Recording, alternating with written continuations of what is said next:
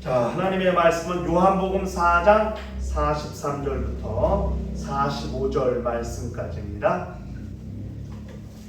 요한복음 4장 43절부터 45절 말씀까지입니다. 찾으셨으면은 다 같이 우리 합독하도록 하시겠습니다. 시작. 이틀이 지남에 예수께서 거기를 떠나 갈릴리로 가시며 친히 증언하시기를 선지자가 고향에서는 높임을 받지 못한다 하시고 갈릴리에 이르시매 갈릴리인들이 그를 영접하니 이는 자기들도 명절에 갔다가 예수께서 명절 중 예루살렘에서 하신 모든 일을 보았음이더라. 아멘. 우리 신앙생활은 예수님과의 관계 속에서 이루어지는 삶을 말하는 것입니다. 이 세상에는 무수히 많은 관계가 있습니다. 사람은 사회적 동물인지라 다양한 관계를 맺고 살아요. 부부관계가 있고 부모 자식 관계가 있고 스승과 제자의 관계가 있고 직장에서 상사와 또 그 밑에 부하의 관계가 있고 친구와의 관계가 있고 그렇죠? 동업자와의 관계가 있고 많습니다.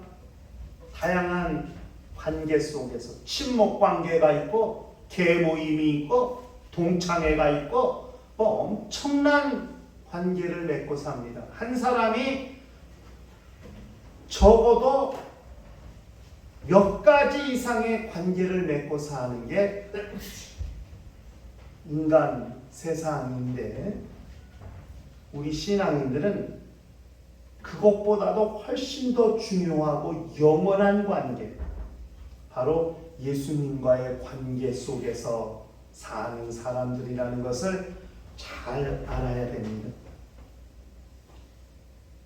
예수와 우리와의 관계, 예수가 누구십니까? 우리에게 그분은 어떤 분이신가? 우리를 죄에서 구원하신 분? 그렇기 때문에 우리에게서는 영원히 없어서는 안 될 분? 우리를 위해 당신의 피와 살을 다 내어주신 분? 우리 죄를 사해 주신 분? 저 하늘에서 지금도 우리를 위해 처소를 예비하고 계신 분? 그 처소가 다 예비되면 우리를 다시 데리러 오실 분? 그분은 우리에게 이런 분이시거든요. 당신이 가지고 계신 모든 것들을 다 거저 우리를 위해 내어주신 분이에요. 피와 살을 주셨어요. 능력도 주셨어요. 권세도 주셨어요. 당신만이 독점하지 아니하시고 우리에게 다 쓸 수 있도록, 사용할 수 있도록 그렇게 내어주신 분이 예수님이시거든요. 그렇다면 우리는 그분에게 어떤 존재입니까?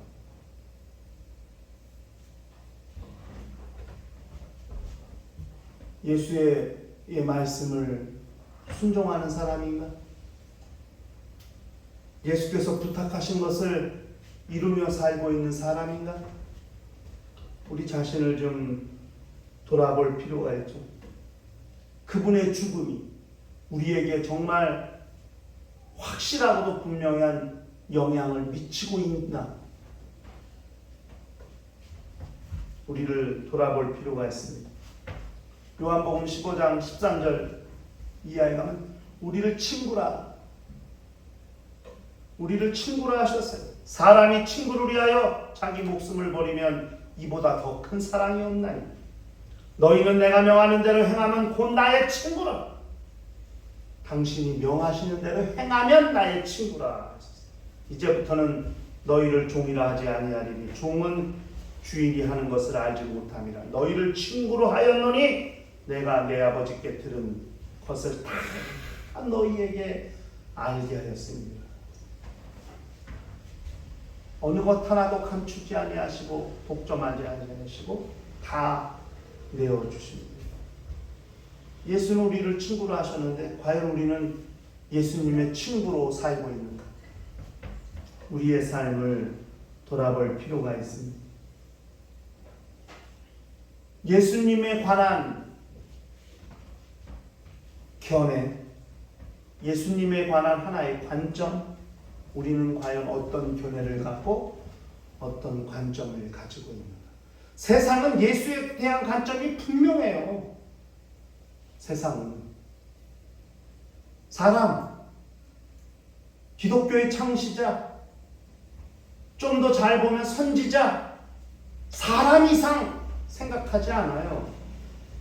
오직 신앙인들만이 그를 하나님의 아들, 성부, 성자, 성령 삼위 중에 한 분이신 하나님, 그렇게 신이라고, 하나님이라고, 신이라고 그렇게 믿고 있지, 세상은 예수에 관한 견해가 또 한결같아요. 사람 이상 없어요.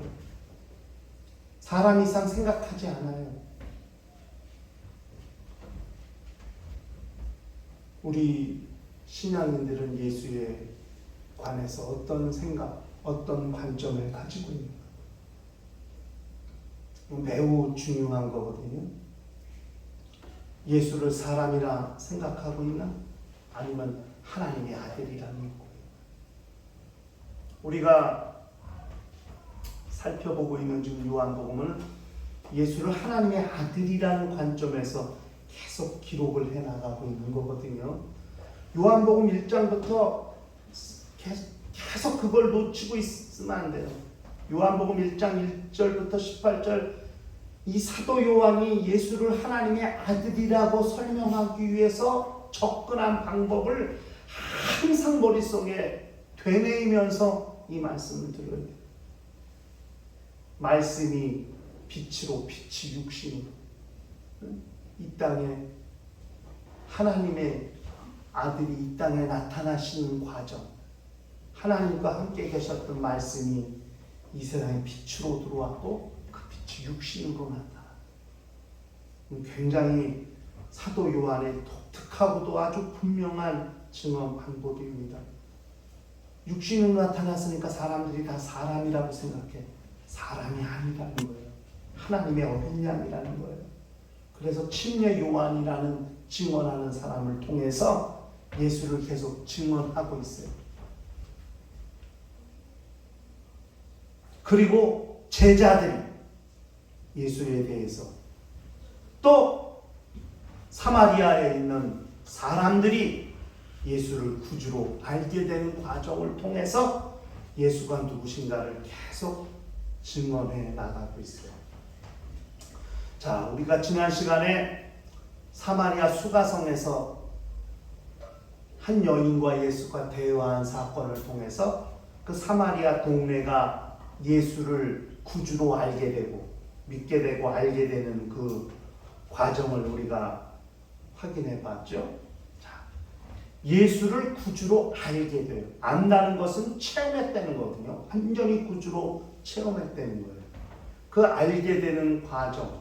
사마리아는 유대인들이 멸시하고 천대하는 사람들이에요.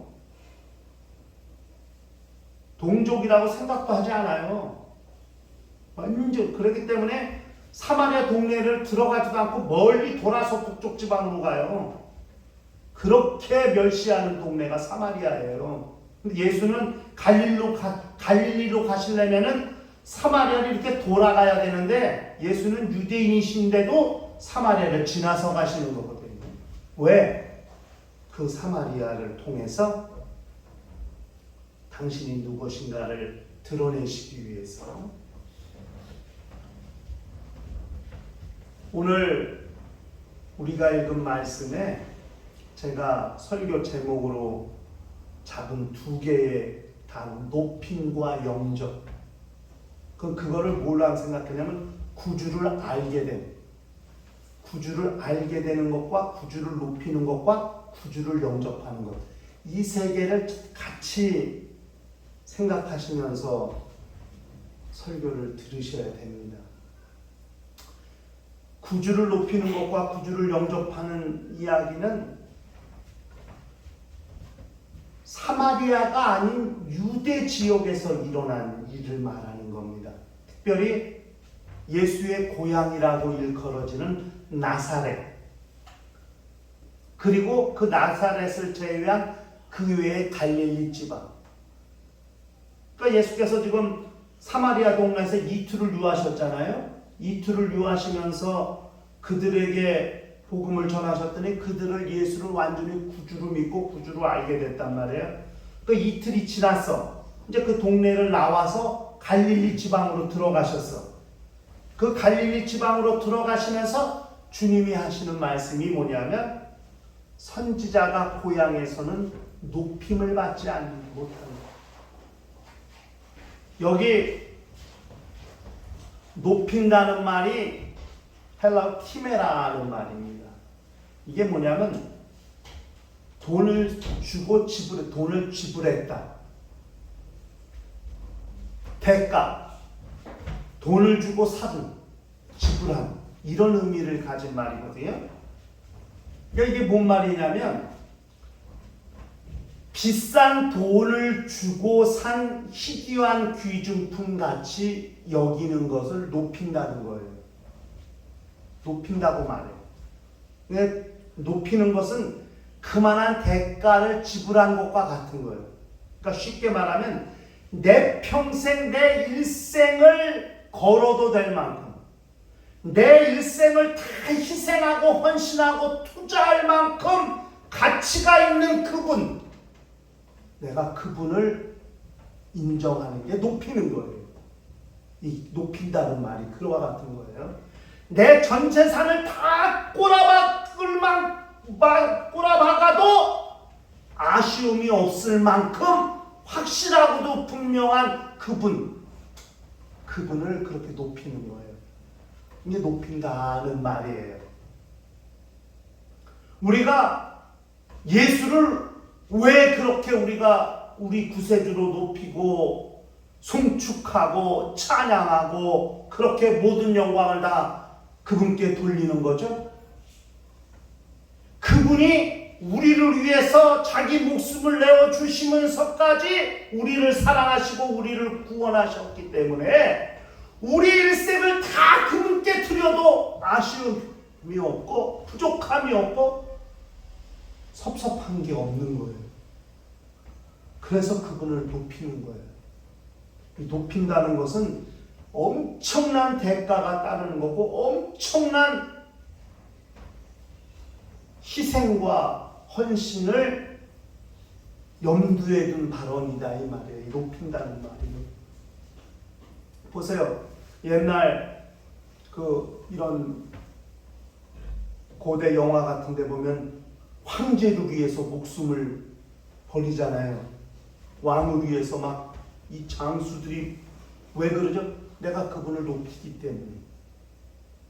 내가 황제를 존경하고 사랑하고 그분을 높이기 때문에 자기 목숨도 아깝지도 않고 희생하는 거예요.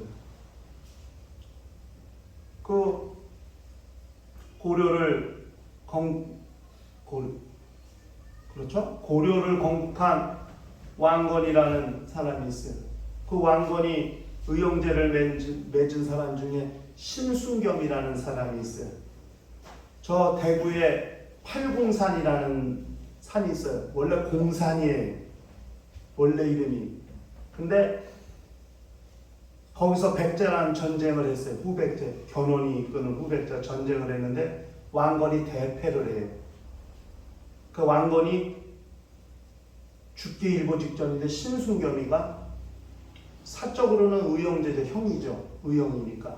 왕의 갑옷과 옷을 다 갈아입고 왕은 사병으로 변장시켜서 도망가게 하고 자기가 왕 옷을 입고 나가서 전쟁에 싸움을 해요.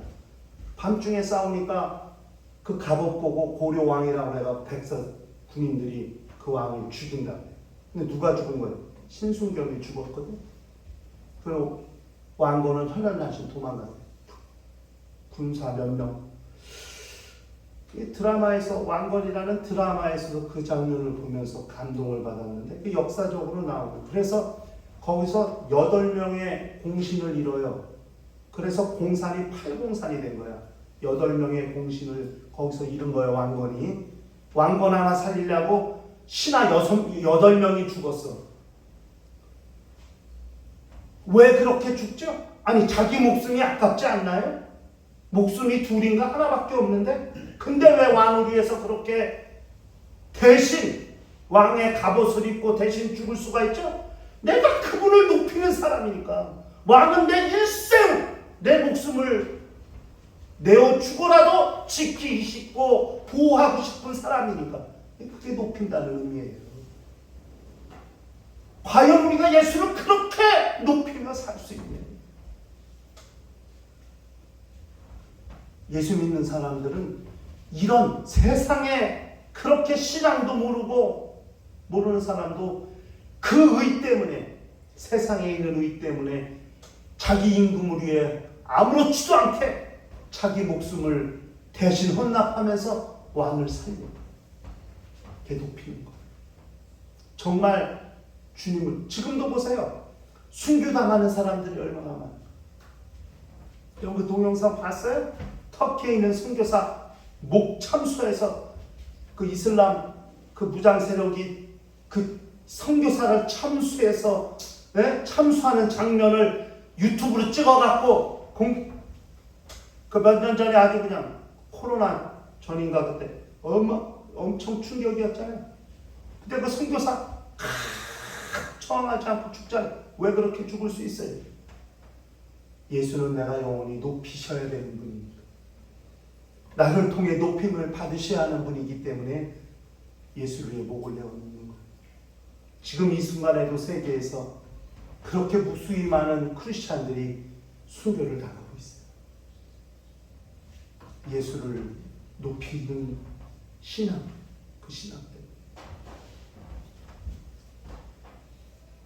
우리가 일평생 예수를 그렇게 높일 수 있어야 돼요. 그런데 예수의 고향인 나사렛에 왜 예수를 그렇게 높이지 못하느냐 이거. 왜 나사렛 사람들은 예수를 높이지 않았을까요? 예수는 왜 거기서 높임을 받지 못했을까요? 그 이유가 뭔지 아세요? 첫 번째, 너무 잘 알기 때문에.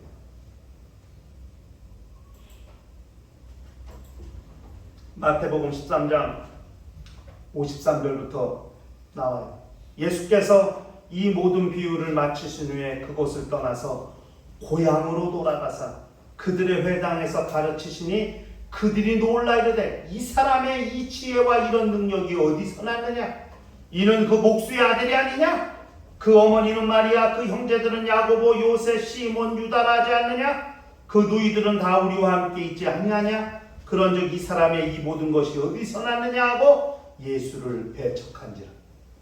예수께서 그들에게 말씀하시되 선지자가 자기 고향과 자기 집 외에서는 존경을 받지 않으며 없느니라 하시고 그들이 믿지 않음으로 말미암아 거기서 많은 능력을 행하지 아니하시니라. 어린 시절을 다 알고 있습니다. 예수가 태어나서 자라는 모든 과정을 다 알고 있는 거예요. 동네 사람들, 고향 사람들. 안 믿는 거예요. 쉽게 가짜다 이거지. 웃긴, 야, 너 어디 가서 이런 거 다 배워왔냐? 좀 하는데, 왜? 너무 잘 알아. 이게 예수를 높이지 못하는 문제가 됩니다. 보세요. 우리가 복음 전할 때, 전도할 때, 이런 말을 해요.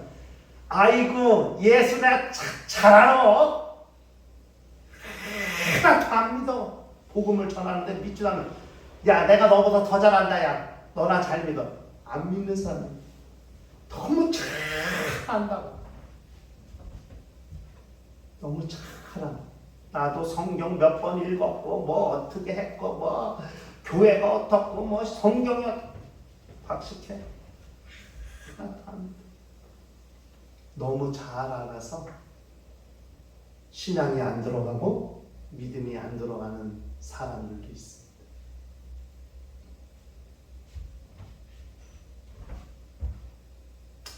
예수를 정말 우리가 가장 높임을 우리에게서 높임을 받으시기에 합당한 분이라고 그렇게 예수를 송축해야 하는데 예수의 고향 사람들은 예수를 배척했어요.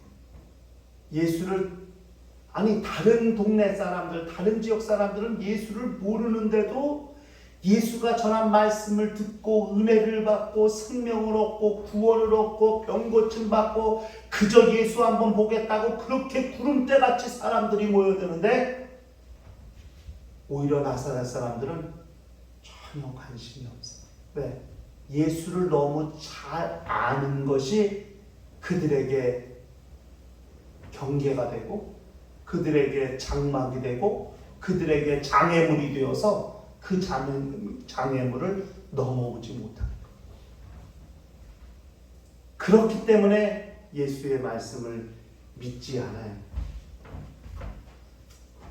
이런 불신이 결국 예수의 말씀이 들어오지 못하게 하고 결국 예수를 높이지 못하게 하는 요소가 되고 있다는 것을 우리가 알아야 합니다.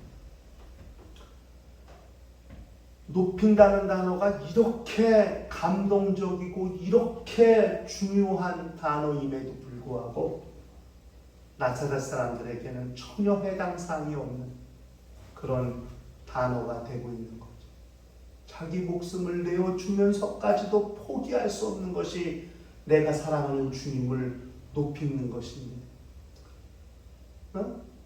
아니 주님을 높이지 않는다고 말 한마디만 해도 자기 목숨을 보존할 수 있는 길이 얼마나 많이 열릴 수 있을 텐데 뻔히 알면서도 예수를 한 번만 부인하면 살 수 있다는 걸 알면서도 예수를 부인하지 아니하고 장렬히 전사하고 순교하는 것은 그분은 내 일생을 다 헌신해도 그분을 높이는 것에 아쉬움이나 불만이나 부족함이 전혀 없다.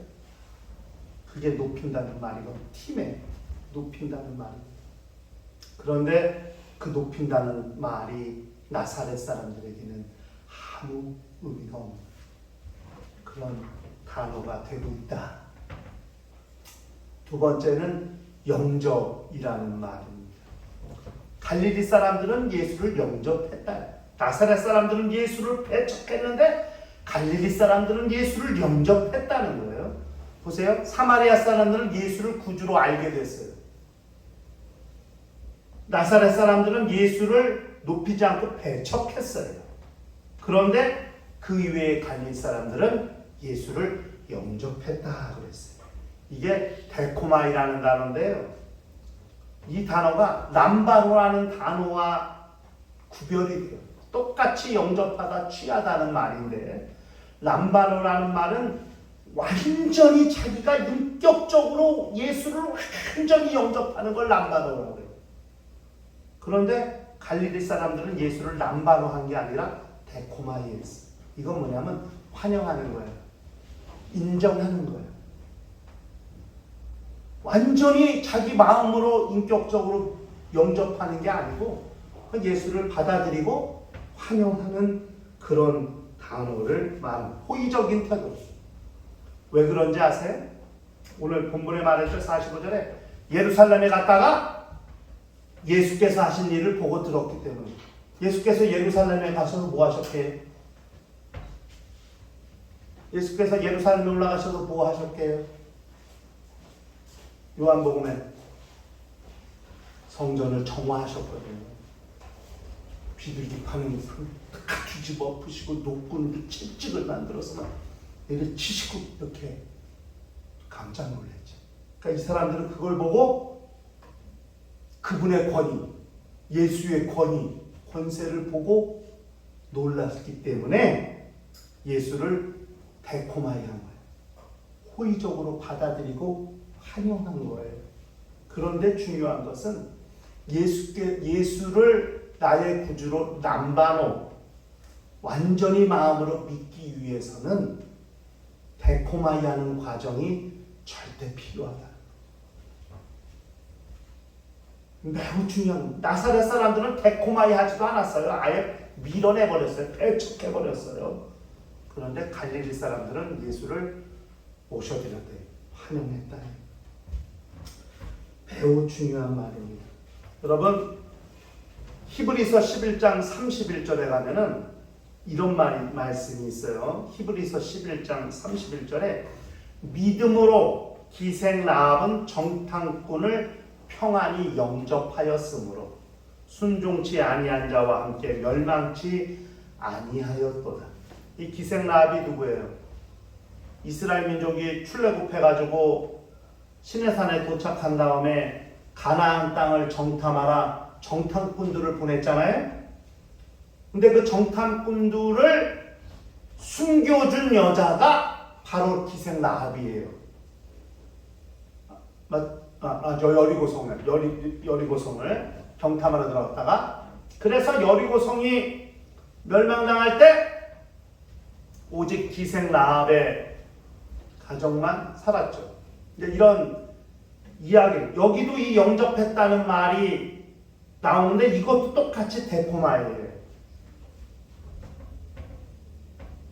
이건 매우 중요한 거죠. 기생 라합도 데코마이 했기 때문에 죽음을 피할 수 있었어요. 갈릴리 사람들도 예수를 데코마이 했다는 것은 예수를 남방할 수 있는 기회가 남아있다는 거예요. 예수를 자기의 구세주로 완전히 영접할 수 있는 기회가 남아있다는 거예요. 이건 매우 중요한 거예요. 나사렛처럼 예수를 배척하면 전혀 기회가 없어요.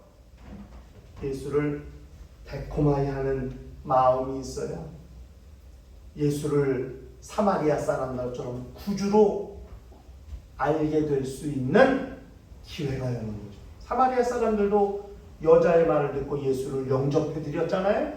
그렇게 영접해 드린 다음에 예수에게 말씀을 듣고 깨달은 다음에 예수를 구주로 알게 됐잖아요.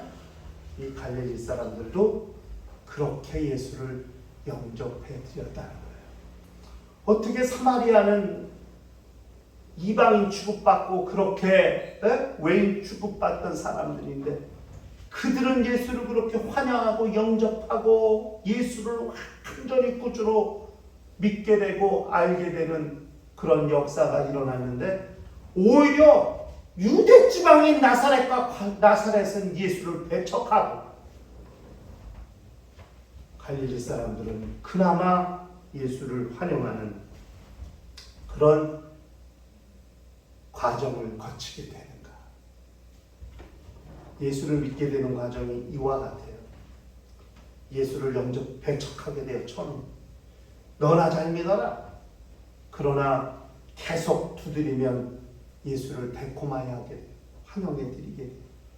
그 다음에 예수를 환영한 다음에 계속 그의 말씀을 듣게 되면 예수를 구주로 완전히 남바로 영접하게 되고 내 구주로 확신하게 되고 그분이 나의 구세주라는 사실을 완전히 알게 되는 그 과정을 거치게 된다는 것을 우리는 알아야 됩니다.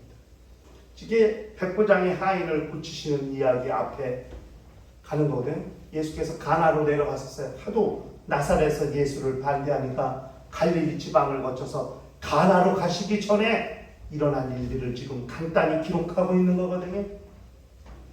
예수를 높이는 사람이 될 것인가? 예수를 배척하는 사람이 될 것인가? 우리는 우리의 영적 생활에 예수에 관한 견해, 입장을 분명히 해야 됩니다. 그것이 예수와의 온전한 관계를 이루고 형성하는 결정적인 내용이 된다는 사실을 우리가 기억해야 됩니다. 일평생 예수를 높일 수 있는 사람, 예수를 영접해 드릴 뿐 아니라 나아가 예수를 나의 구주로 완전히 그렇게 믿고 의지할 수 있는 존재, 그것이 신앙인이라는 사실을 기억하면서 일평생 예수와의 온전한 관계를 이루며 사는 거룩한 심령들이 되시기를 주의 이름으로 축원합니다.